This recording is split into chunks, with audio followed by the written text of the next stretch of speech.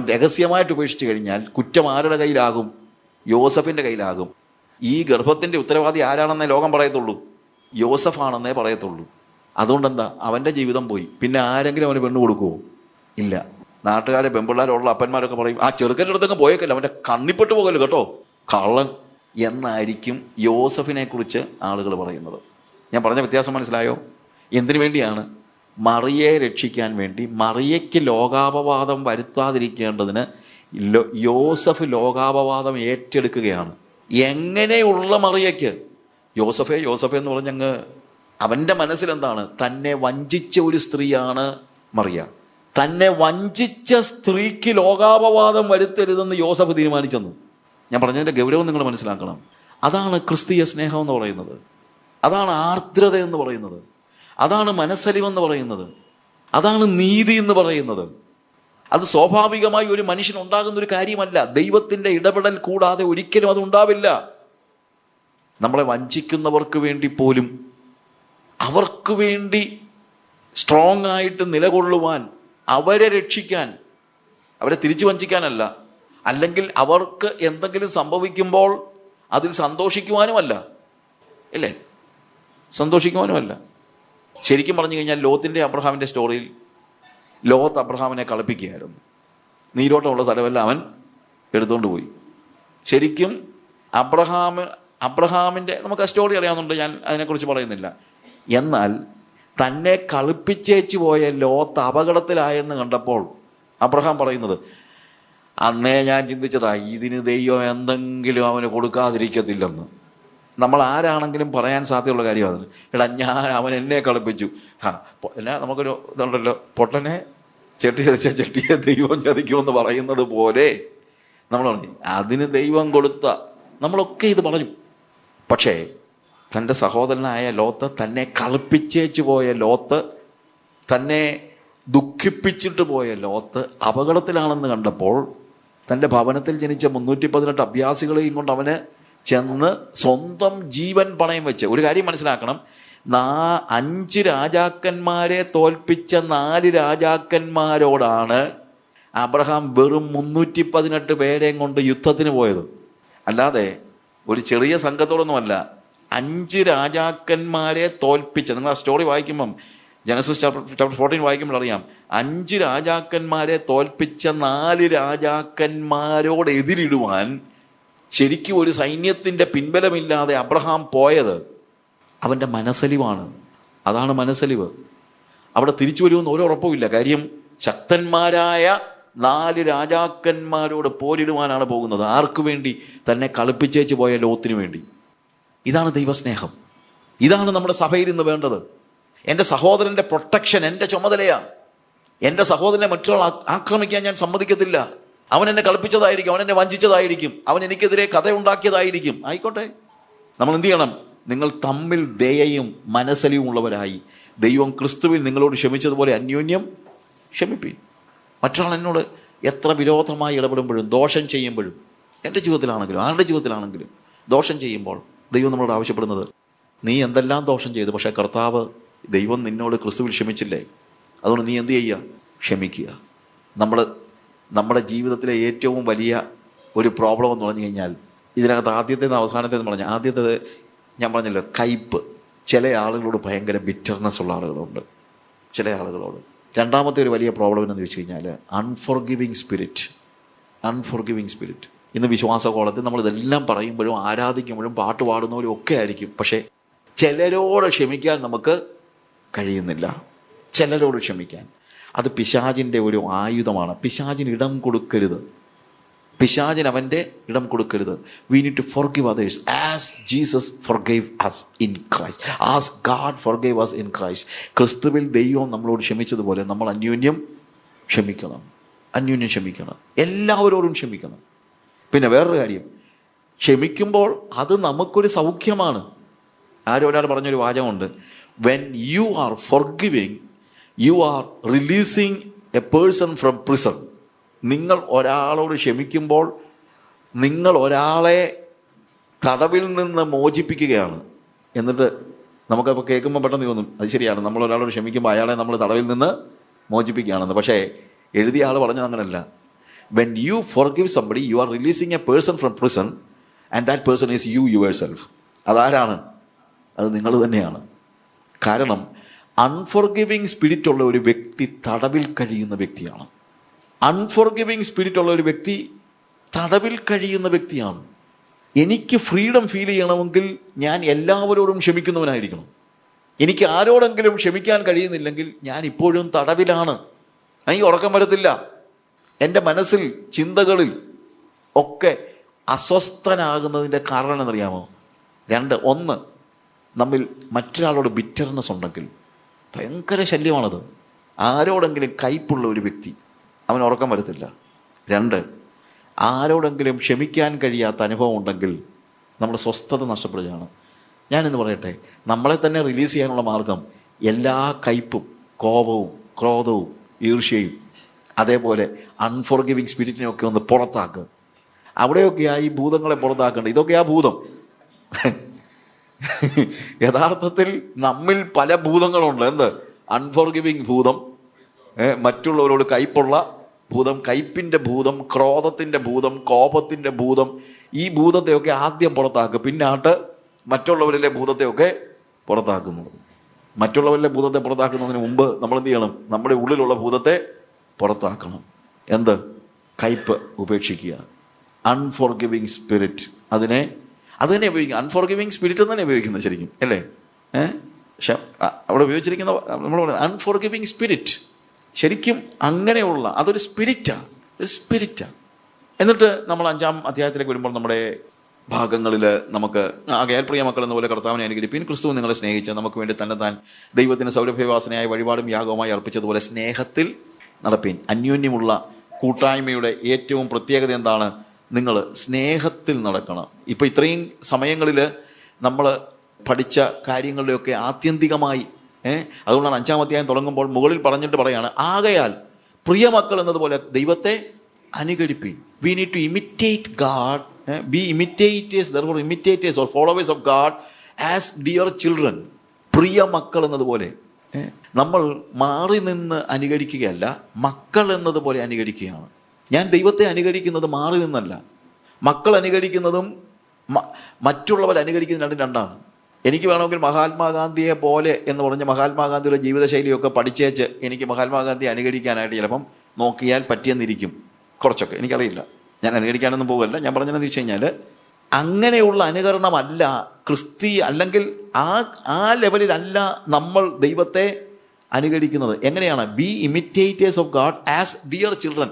മക്കൾ അപ്പനെ അനുകരിക്കുന്നത് അത് ഇൻബോണായിട്ട് അങ്ങ് നടക്കുകയാണ്. അല്ലാതെ ഇതിനകത്ത് ഒരു അല്ലാത്ത ഒരു എഫേർട്ട് കൊണ്ട് മാത്രം നടക്കുകയല്ല.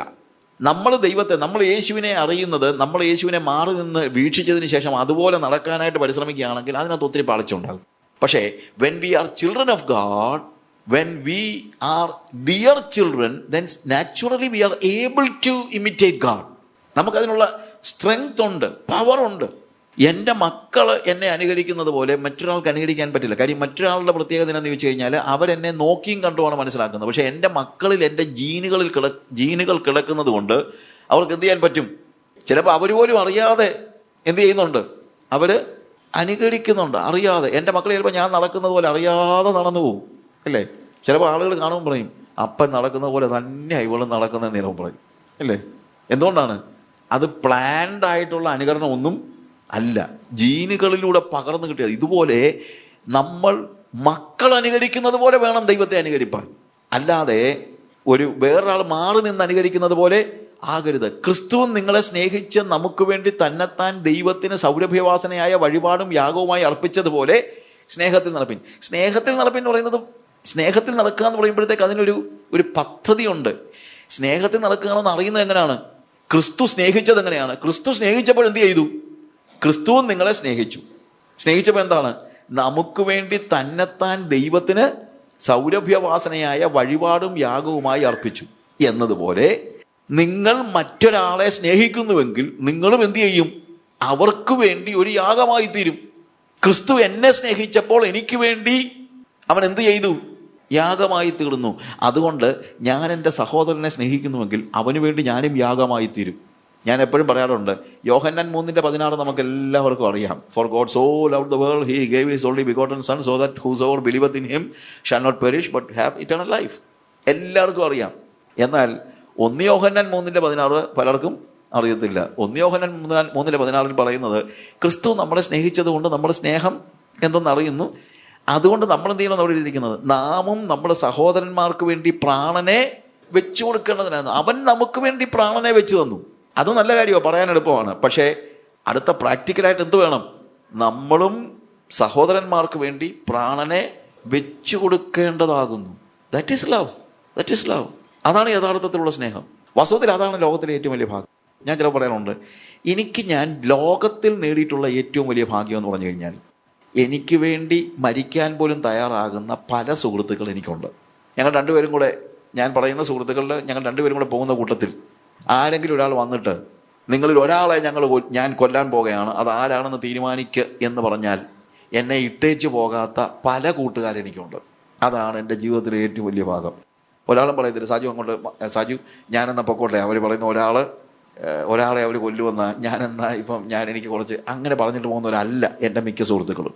അവർ പറയുന്നതായിരിക്കും, സാജു മാറിയില്ല, അവൻ എന്നെ കൊല്ലട്ടെ എന്ന് പറഞ്ഞ് മുന്നിൽ കയറി നിൽക്കുന്ന പല സുഹൃത്തുക്കളും എനിക്കുണ്ട്.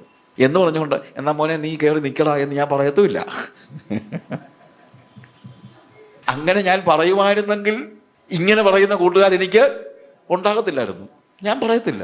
I am ready to die for my brother. എനിക്ക് നല്ല ഉറപ്പുണ്ട്. അങ്ങനെയെങ്കിൽ എനിക്ക് വേണ്ടി മരിക്കാൻ എനിക്ക് കൂട്ടുകാർ, സഹോദരങ്ങൾ ഉണ്ട്. എനിക്ക് വേണ്ടി മരിക്കാൻ തയ്യാറാകുന്ന സുഹൃത്തുക്കൾ എനിക്കുണ്ടെന്നുള്ളതാണ് ലോകത്തിൽ ഞാൻ നേടിയ ഏറ്റവും വലിയ സമ്പാദ്യം. ലോകത്തിൽ ഞാൻ നേടിയ ഏറ്റവും വലിയ സമ്പാദ്യം. സ്വർഗത്തിൽ എനിക്ക് യേശു കൊണ്ടെല്ലാം ഉണ്ട്. പക്ഷേ ലോകത്തിൽ ഞാൻ നേടിയ സമ്പാദ്യം ഇത്തരത്തിലുള്ള സൗഹൃദമാണ്, ഇത്തരത്തിലുള്ള സുഹൃത്തുക്കളാണ്. അതാണ് പക്ഷേ ക്രിസ്തീയ ജീവിതത്തിൽ, അതായത് നമ്മൾ പഠിച്ചുകൊണ്ടിരിക്കുമ്പോഴത്തേക്ക് ബന്ധങ്ങളിലെ ഏറ്റവും ഒടുവിലത്തെ ഭാഗത്തിലേക്ക് നമ്മൾ വന്നിരിക്കുകയാണ്. എന്താണ് ആ ബന്ധങ്ങളിലെ സഭയ്ക്കുള്ളിലുള്ള സഹോദരങ്ങൾ തമ്മിലുള്ള അന്യോന്യ ബന്ധമാണ് നമ്മൾ പറയുന്നത്. We need to see that we are even ready to die for others. Why? Because when Jesus loved us, he was ready to die for us. യേശു എന്നെ സ്നേഹിച്ചപ്പോൾ അവൻ എനിക്ക് വേണ്ടി മരിക്കാൻ തയ്യാറായിരുന്നെങ്കിൽ ഞാൻ എൻ്റെ സഹോദരനെ സ്നേഹിക്കുമ്പോൾ അവന് വേണ്ടി മരിക്കാനും തയ്യാറായിരിക്കണം. 3-ാമത്തെ വാക്യത്തിൽ മുതൽ വായിക്കുമ്പോൾ, ദുർനടപ്പും യാതൊരു അശുദ്ധിയും അത്യാഗ്രഹവും നിങ്ങളുടെ ഇടയിൽ പേർ പറക പോലും ചെയ്യരുത്. ഉണ്ടാകരുതെന്ന് തന്നെയല്ല, അതിൻ്റെ പേര് പറയും. അതായത് നാട്ടുകാർ പോലും പറയരുത് അവരുടെ ഇടയിൽ അത്യാഗ്രഹികളാണെന്ന്, അവരുടെ ഇടയിൽ ദുർനടപ്പുകാരാണെന്ന്, അവരിൽ അശുദ്ധി ഉണ്ടെന്ന്, അത്യാഗ്രഹികളാണെന്ന് ഇടയിൽ പേര് പറയുക പോലും ചെയ്യരുത്. ദൈവസഭയെക്കുറിച്ച് അപവാദം പറയുവാൻ ലോകത്തിന് ഒരവസരവും കൊടുക്കരുത്, ഒരവസരവും. അതുകൊണ്ട് ഒരു fornication and all uncleanness and covetousness let it not be once named among you. പ്രിയമുള്ളവരെ, എൻ്റെ ജീവിതത്തിൽ ഇത് ചെയ്യരുതെന്ന് മാത്രമല്ല, മറ്റുള്ളവർ എന്നെക്കുറിച്ച് അത് ആരോപിക്കുക പോലും ചെയ്യുന്നത്. ചിലപ്പോൾ it is possible that people, നമുക്കിപ്പം മനുഷ്യൻ്റെ വായ പിടിച്ചു കെട്ടാൻ നമുക്ക് കഴിയില്ലായിരിക്കും. പക്ഷേ അതിന് ഒരവസരം നമ്മൾ എന്ത് ചെയ്യാൻ പാടില്ല, കൊടുക്കാൻ പാടില്ല. എന്നെക്കുറിച്ചൊരു അപവാദം ഉണ്ടാകരുത്. കാര്യം എന്നെക്കുറിച്ചുണ്ടാകുന്ന അപവാദം ആർക്കാണ് ആത്യന്തികമായി പ്രശ്നം? ദൈവത്തിന്. അതുകൊണ്ടാണ് തിരുനാമം നിമിത്തം അവൻ എന്നെ നീതിവാദകളിൽ നടത്തുന്നുള്ള വാക്ക് ഞാൻ പലപ്പോഴും ആലോചിച്ചിട്ടുണ്ട്. കാര്യം ഞാൻ നീതികെട്ട് നടന്നു കഴിഞ്ഞാൽ ആർക്കാണ് അപമാനം? തിരുനാമത്തിനാണ്. ദൈവനാമത്തിന് അപമാനം ഉണ്ടാക്കരുത്. അശുദ്ധിയും ദുർനടപ്പും അശുദ്ധിയും അത്യാഗ്രഹവും നിങ്ങളുടെ ഇടയിൽ പേർ പറക പോലും ആകരുത്. ഇങ്ങനെയാകുന്നു വിശുദ്ധന്മാർക്കുചിതം.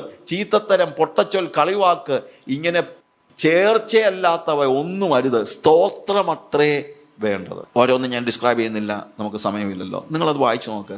വിശുദ്ധന്മാർക്ക് ഉചിതമായ കാര്യങ്ങൾ മാത്രമേ നമ്മളുണ്ടാകാവൂ. അല്ലാതെ ഉചിതമല്ലാത്ത ചീത്തത്തരം, പൊട്ടച്ചൊൽ, ഫിൽത്തിനെസ്, നോർ ഫൂളിഷ് ടോക്കിംഗ്, പൊട്ടച്ചൊൽ, foolish talking, nor jesting which are not convenient but rather giving of thanks. അങ്ങനെയുള്ള ചേർച്ചയല്ലാത്ത യാതൊരു കാര്യങ്ങളും നമ്മൾ ആലോചിച്ച് നോക്കണം.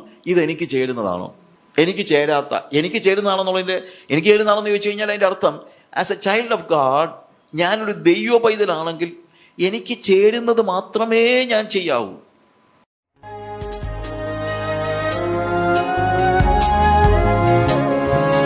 അളവുകളില്ലാത്ത സ്നേഹം ചൊരിഞ്ഞെന്നെ മാറോടണച്ചവനേ,